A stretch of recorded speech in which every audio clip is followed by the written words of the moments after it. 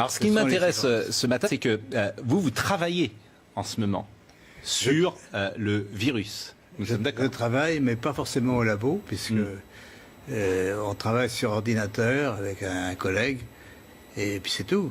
On n'a pas d'expérience, on peut dire, mais l'expérience vient de la maladie elle-même, de toutes les mesures qui sont faites actuellement dans les laboratoires sur les patients. Et vous êtes arrivé à certaines conclusions. Alors, nous sommes arrivés à la conclusion qu'effectivement, il y avait eu une manipulation au sujet de ce virus. C'est-à-dire? Eh bien, qu'une partie, je ne dis pas le total, n'est-ce pas, mais il y a un modèle qui est évidemment le virus classique, et là c'était un modèle surtout venant de la chauve-souris, mais à ce modèle, on a par-dessus ajouté des séquences notamment du VIH, le virus du sida. Mais quand vous dites on a ajouté, qui a ajouté? Moi je ne sais pas. Mais c'est pas naturel, c'est ce que vous voulez dire? Non, ce n'est pas naturel, c'était un travail de professionnel, un travail de biologiste moléculaire. C'est un travail très minutieux, on peut dire d'horloger, on peut dire au niveau des séquences. Mais dans quel but? Dans quel but, ça n'est pas clair.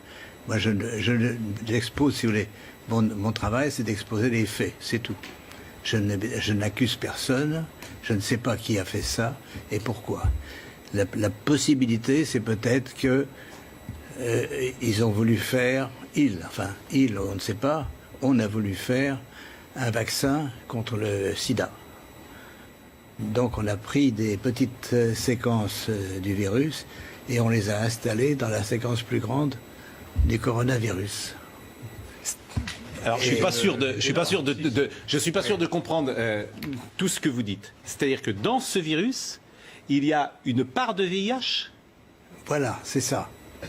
Le matériel génétique du virus est un long ruban d'ARN, n'est-ce pas? Comme de l'ADN, mais c'est de l'ARN. Et dans ce long ruban, à une certaine place, on a fixé des séquences petites de VIH. Mais ces séquences petites ne sont pas petites pour ne rien vouloir dire. Elles ont la possibilité de modifier, par exemple, ce qu'on appelle des sites antigéniques. C'est-à-dire, si on veut faire un vaccin, on peut très bien modifier la protéine qui est exposée pour le vaccin par une petite séquence venant d'un autre virus. Mais vous êtes certain de ça? Parce qu'on a dit que le bruit a couru, que c'était d'une origine humaine, finalement.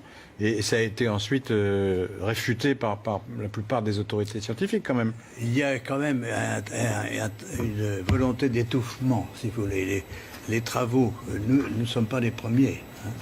Un groupe de chercheurs indiens, très, très renommés, avait publié la même chose. On les aura forcés à rétracter. Et on les a forcés comment? C'est-à-dire, c'est annulé. Il y a, si vous regardez leur publication, vous avez une grande bande annulée parce que... Mais ce que vous dites là, la plupart des scientifiques disent le contraire, quand même. De moins en moins. De moins en moins. Si vous voulez, ceci est arrivé c'est au début de cette année et on voit de plus en plus de travaux qui suggèrent. Mais moi, je suis, on peut dire, hors d'âge. J'ai pris Nobel et je peux travailler librement. J'ai donc aucune pression sur moi qui peut agir.